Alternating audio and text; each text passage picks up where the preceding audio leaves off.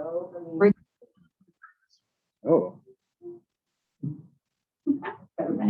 yeah. You heard her. Or yeah, Steph and I were just talking that she was gonna begin with her opening remarks ex parte, and then I'll do the Zoom stuff and then staff report. Okay, Yeah. and I really have nothing.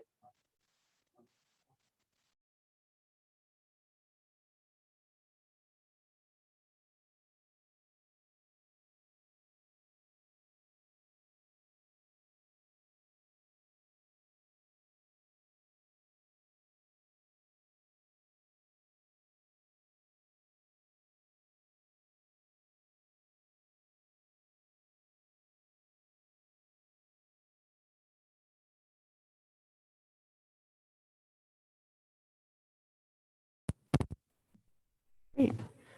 All right. Good evening, everyone. That's a bit. Sorry.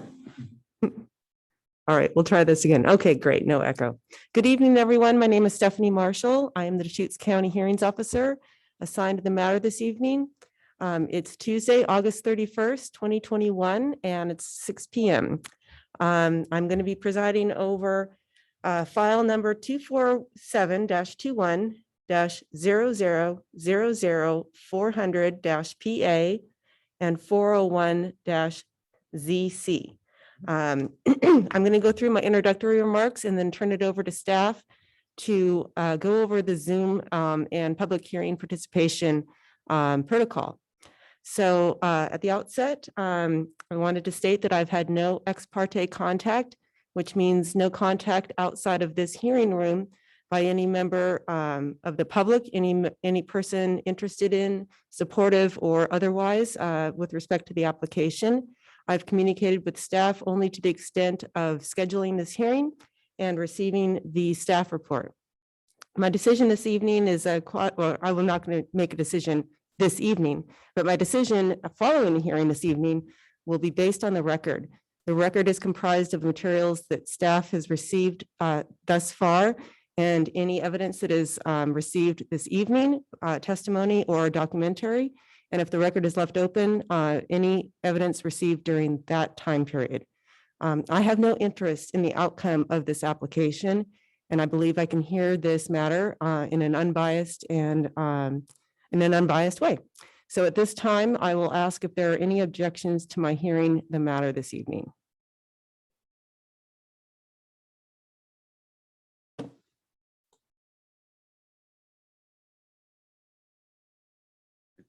Does not look like there's any indications of objections. Great. Yeah, I usually try to give it another little bit longer of a pause with the Zoom participation. All right, so we will proceed with the hearing, and we're going to start with the staff presentation. We will go over not only the staff report, but at the outset, the protocols for participating in this hearing remotely. And following staff, we will hear from the applicant. And then following the applicant, we will hear any testimony in support of the application, any neutral testimony, and then any testimony opposed to the application. Then we will hear from staff one more time if they wish to address anything presented at the hearing, and final remarks by the applicant. And at that time, we will take up any request to leave the record open if one is presented this evening. So with that, I'll turn it over to staff. Thank you. Thank you very much. And I'm going to just share my screen here very quickly. I have a short PowerPoint presentation. Yeah, so today we have, just as Ms. Marshall had said, the file number is 247-21-000400-PA and 401-ZC. It is for a plan amendment zone change. For the record, my name is Tarek Rawlings. I'm an associate planner with the Community Development Department. And I just want to take a few moments here to orient those members of the public who are joining us via Zoom, and to explain how members of the public will be called up to testify, whether they've joined us via Zoom or by telephone. Also, should the county's internet connection be interrupted, we will attempt to get back online as soon as possible. If this happens, please give us a couple of minutes to get the public hearing active before you attempt to link or call back in. If your own connection gets interrupted, please attempt to join back using the same link or phone number you used initially. In Zoom, there are two categories of participants, panelists and attendees. As a panelist, your microphone and video will be active for everyone to hear and see you. Also, as a panelist, you have the ability to mute your microphone and/or black out your video, which I'll describe more in a minute. As an attendee, your video will not be active and the county's producer will control your microphone. This is an important distinction because anyone wishing to testify via Zoom will be promoted to panelist so that the audio and video can be recorded. At this point, I'm going to ask our producer to promote all participants to panelists so that I can explain some of the functionality associated with Zoom, which is specific for panelists.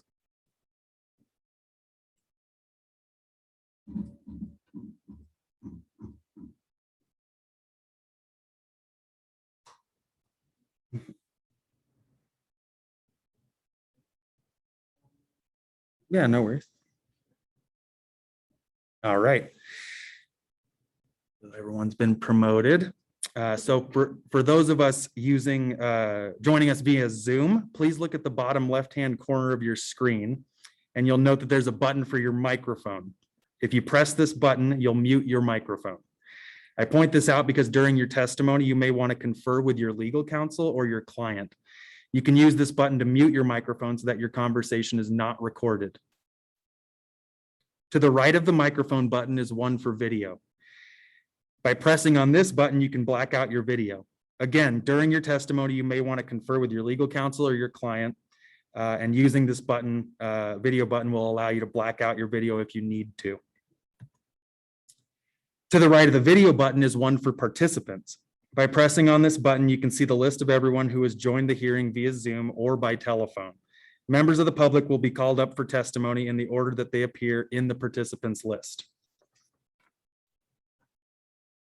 So go ahead and press the participants button. And at the bottom of the participants list, you'll notice there is a button to raise your hand. At this time, I would like each person joining us in Zoom to press the raise hand button only if you would like to testify this evening. I'll take a moment to note everyone who wants to testify.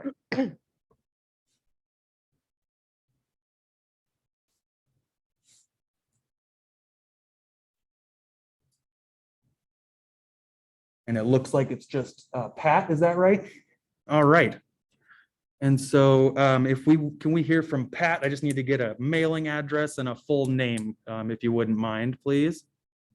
Sure, Patrick. Good evening. Patrick McCoy, MCCOY. And my address is 21435 Modoc Lane, Bend, 97702. Very good. Thank you very much, Pat. Good evening to you. And yeah, we got you on the list for testimony. So is there anyone else in Zoom who would like to testify? And if yes, please raise your hand now. And we do have, looks like Matt Carey may be the only other raised hand at this time. So Matt, if you wouldn't mind giving us your full name and mailing address, that would be great. It's Matt Carey, and address is 61765 Gibson Drive, Bend, 97702.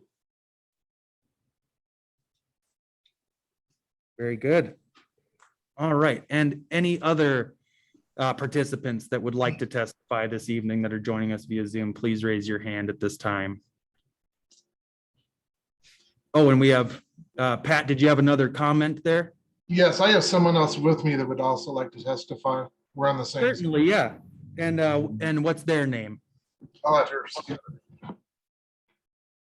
Hi, my name's Keisha, Kecia Weaver, Weaver. Address is 21435 Modoc Lane, Bend, 97702. Very good. Good to see you, Keisha. Thank you. All right. So those are the three we have had a raised hand from so far. Are there any other Zoom participants who would like to testify this evening? If so, please use the raised hand button to raise your hand to indicate that. And that might be it, I believe. Okay, So then moving along here. Phone testimony. I don't know if we have any phone callers this evening, so we will skip this portion of it. Looks like it's just Zoom participants tonight and people that are, there are some folks in the room today, so you'll hear from them and they'll be on video and audio as well. With respect to oral testimony, the hearings officer and staff are responsible for ensuring a respectful and orderly hearing. Any testimony or behavior which is inappropriate will be addressed and may result in that member of the public being removed from the hearing. In addition to oral testimony, you may want to submit written testimony. If you intend to submit written testimony into the record, please email it to me at the conclusion of the hearing so that I can include the testimony into the record as soon as possible. If your submittal is more than 20 pages in length, includes any color figures, or includes any documents which should be printed larger than 8.5 by 11-inch size, then you'll need to submit the testimony both electronically and as a hard copy. Are there any questions so far about Zoom or anything we've discussed so far? Please just use the raise hand button if you have any questions.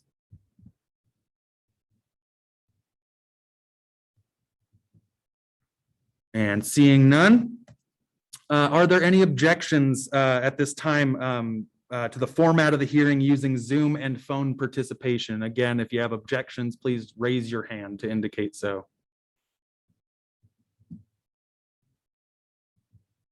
And seeing no objections, I'll ask the producer to move everyone except for the hearings officer and staff to attendee status.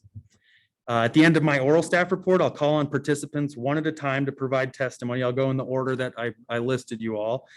And then when I call on you, you'll be elevated back to panelist status. At that time, you'll encounter a short delay while you're being elevated, and that's normal. And with that, I'm going to begin my staff report here. So the subject property is a 36.65 acre property. It's east of the City of Bend's urban growth boundary. It's got an address of 61781 Ward Road. And today, really, the proposal is for a changing of the county's comprehensive plan amendment map designation from an agricultural designation to what's called a rural residential exception area designation. So that's the plan amendment portion of this proposal.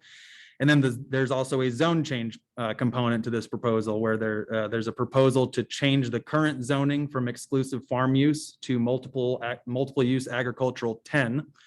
One feature of this proposal is it does not require a goal 3 exception because there's a private soil study submitted that has been verified by the Department of Land Conservation and Development.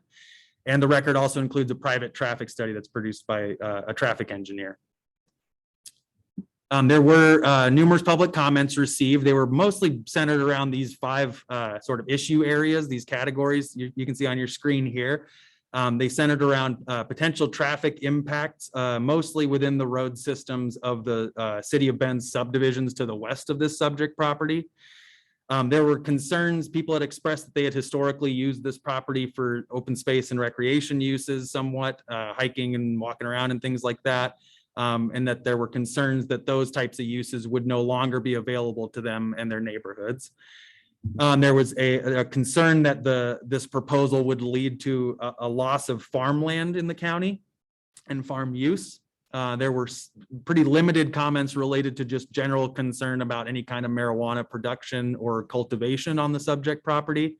Kind of whether in conjunction with this proposal or not. Those were fairly general concerns for the marijuana, but focused on an opposition towards any kind of cultivation or production.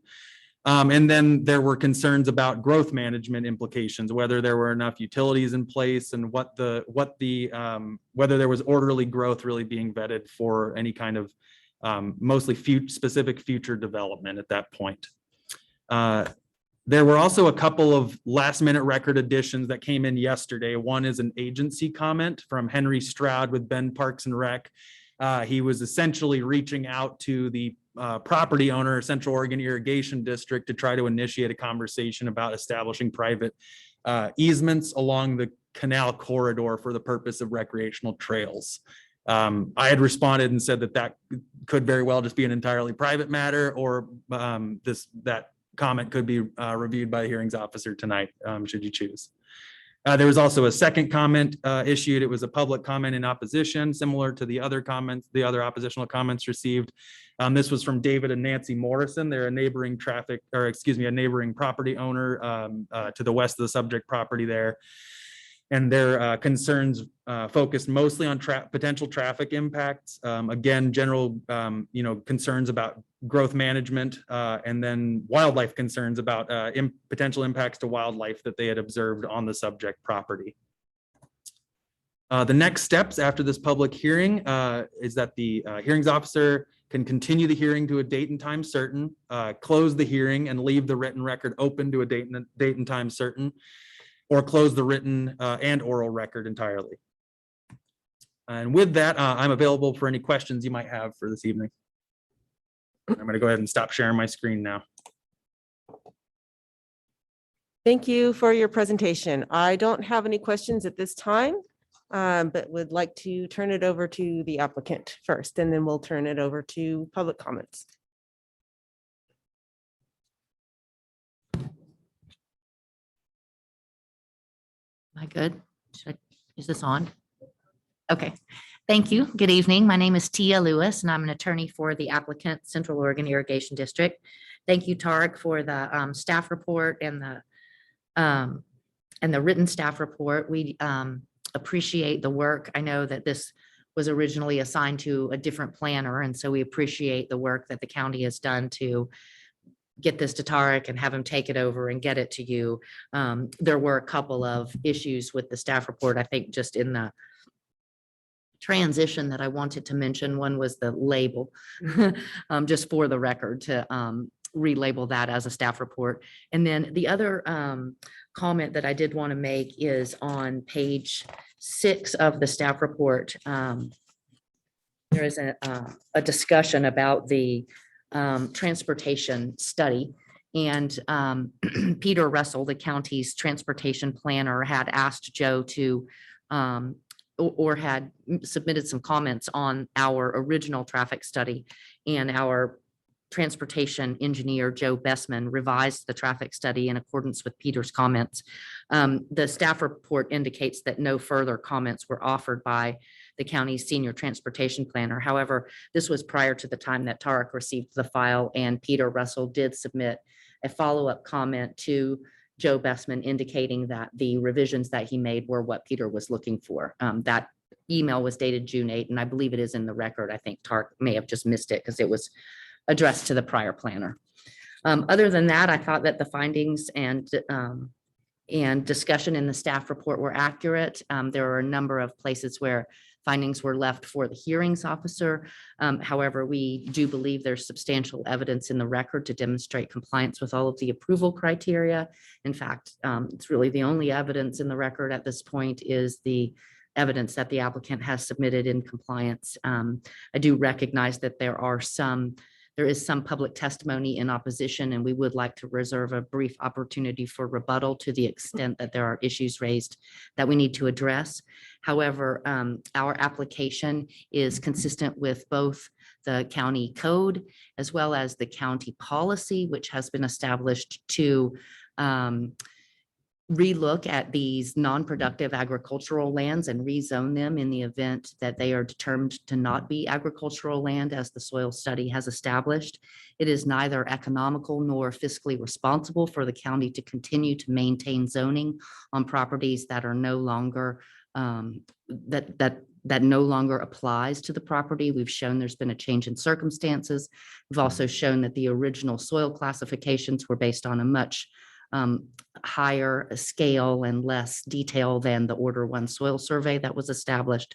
And so we are submitting the present application really as a precursor to the urbanization. This property is adjacent to the Bend UGB, adjacent to the Bend city limits.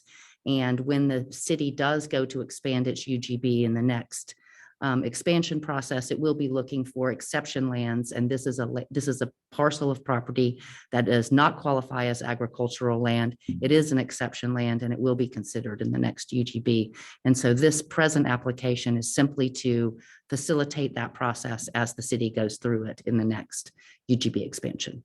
We have no current plans to develop the property with any of the uses that would be allowed in the MUA 10 zone. However, we recognize that the present application does need to establish that those uses are consistent with the county comprehensive plan and that the impacts from those potential uses can be accommodated through the infrastructure system in place. So we believe we have done that, and we would ask that the hearings officer issue a recommendation of approval to send this to the county commissioners. And again, we're happy to answer any questions, but we would like to reserve a brief opportunity for rebuttal. Thank you. Thank you, Ms. Lewis. I don't have any questions at this time, so we will now turn it over to public testimony. Sure. And our first public commenter listed is Patrick McCoy. So if you wouldn't mind elevating Patrick, please.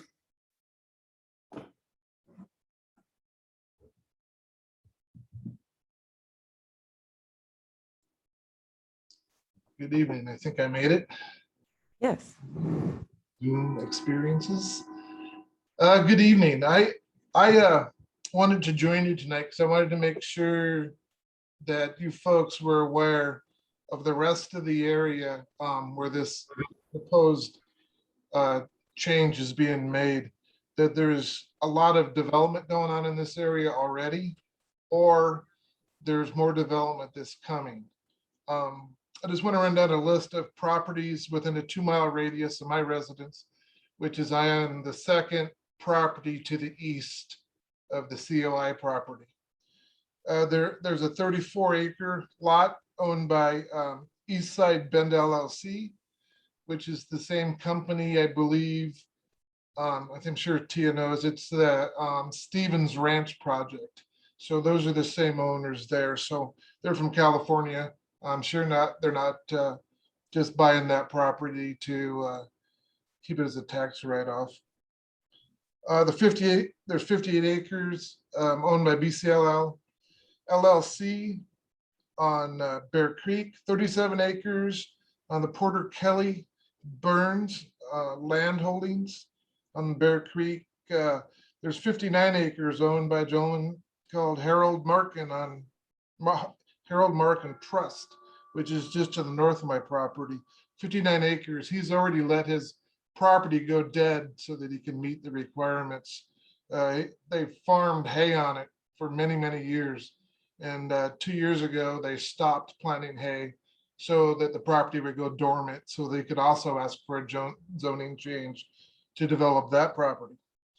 And then there's 450 acres for Rose and Associates LLC, 197 acres DM Stevenson Ranch, which is down by the dump, and then 44 acres owned by Tom Collier. These properties are all getting ready to do the same thing that the COI is attempting to do. Our little neighborhood is pinned here between Ward and the city limits in the canal. We're just asking that the county slow down the growth in this area. I mean, we have the 382 acre Stevens Ranch project going in over 2 properties to the south of us. The development is just going crazy, and I would hope that we need to slow down the city of Bend a little bit so that their infrastructure work helps to keep up. We're landlocked, basically. I mean, they're overrunning us, and the reason I bought this property was not only for the view that I have, which is spectacular, but it was something I can afford without living on the west side or Aubrey Butte, where you have to be wealthy to live in those areas. So please consider slowing down the growth and turning down this application so that we can have a place to live here. That'll end my comments. Thank you. Thank you, Mr. McCoy. And we will hear from the next participant. Yeah, Next, next in line was Matt Carey, so we'll elevate Matt, exactly. I can hear me. Yep. Sorry, Zoom's gonna do this. I would basically agree with everything Pat said. You know, the development is encroaching on us. I don't know that I have, big reasons. We are absolutely opposed to this and, want that noted. The one biggest probably reason would be is the green space.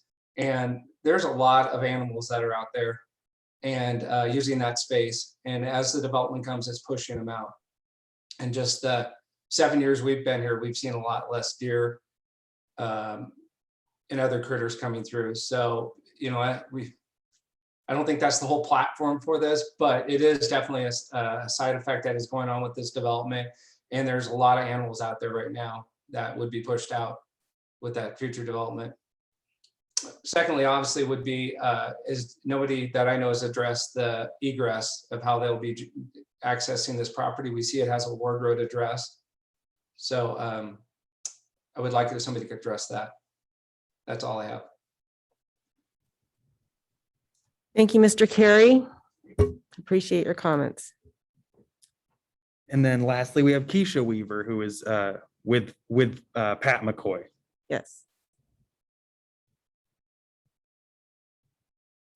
Ms. Weaver? There we There go. we go. Again. Hi. Good evening, Ms. Marshall. Thank you for being willing to hear our public comments on our concerns in this matter. We appreciate the opportunity to be involved in this public process. I'd like to, again, just ask you to review our written submitted comments and concerns that were submitted when we learned that this action was being considered. As far as our property, we've had high schoolers recently that have been involved in raising animals for 4-H and FFA. We currently have a small farm here where we raise swine, steer, and then have a small chicken contingency. Our neighbors also support kids raising animals in FFA production and allow their animals to be raised in this area. So really, we are utilizing this area of the county to be actively involved in agriculture and livestock development on a small scale. And, in this area, we do value the slow growth and the rural concept. We have a tight neighborhood. We work to support one another with sharing water rights, assisting one another with trying to maintain a good agricultural community to support our animal growth, as well as the neighborhood concepts. We are in opposition of this growth model because we would like to see the county maintain open spaces and just to slow down the rapid development of these large neighborhoods that are being proposed all around us. One thing I wanted to point out is that there are, like Mr. Carey said, a number of wildlife that reside in this area. Deer, bucks, does, fawns. We have a lot of rabbits, jackrabbits, hawks, eagles, and a number of species of birds, including bats. And there's at least one cave on the property that's being considered. We really would like to see the wildlife preserved and considered.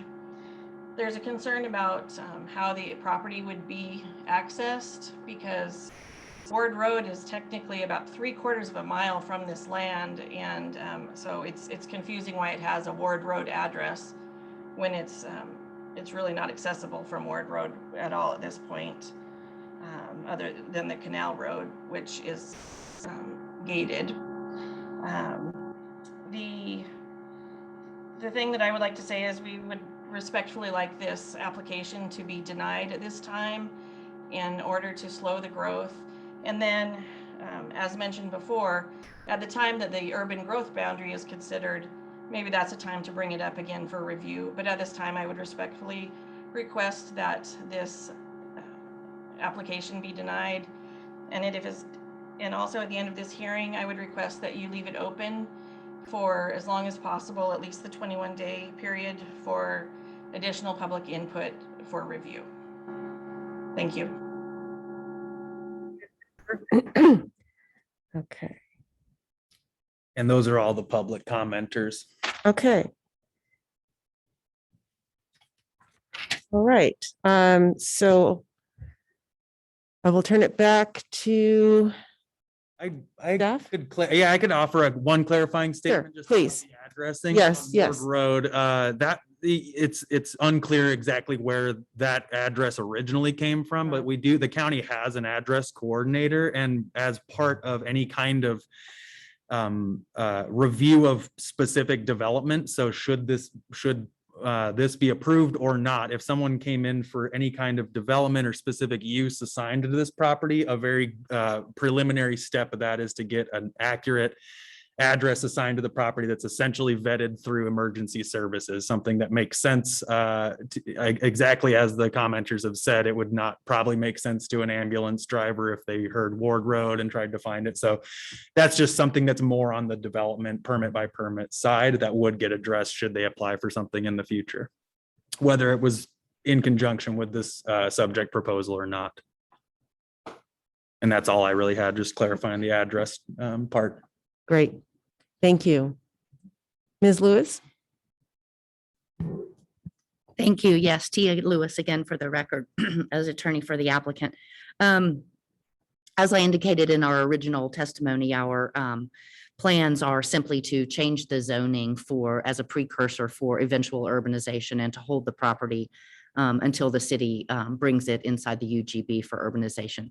It's possible that the district could offer the property for sale whenever the city starts to expand its UGB. People start to speculate on these properties on the urban fringe. And so, technically, it could get developed under the MUA 10 zoning if the district were to offer it for sale prior to that time. However, we currently have no plans to do that, and our plan is to hold it for urbanization. The access issue, as Tarek indicated, it is the Ward Road address was established years ago and would be very unlikely access. There are a number of roads stubbed to the property, and at the time, if there were a development proposal that would come forward, the access would have to be established at that time. We have no current plans to change any property configuration or to develop the property or to change any way that we've accessed it or held it in any way. We will continue to maintain it as vacant land for years until the city expands the UGB. And I don't expect that to happen in the next 2 to 3 years, but we do expect to happen in the next 5. So that's why we're laying the groundwork for this now. I appreciate Ms. Weaver's comments, but at the time that the UGB expands will be too late. There's a priority. As the hearings officer knows, there's a priority classification for UGB expansion land, and resource land, which is what this land is, would be the last priority. So we're currently establishing that this doesn't meet the definition of resource land so that it can be put into a category that the city can consider it on the next UGB expansion. And then lastly, we would oppose any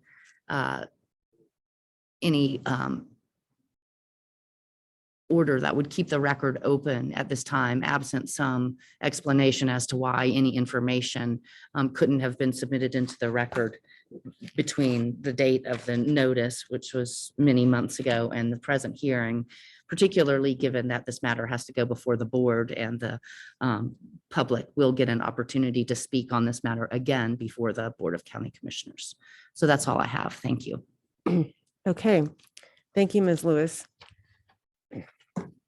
Okay, at this time, I am going to order that the record before me as the hearings officer is closed as of this evening. You stated earlier about submitting materials by the end of the hearing.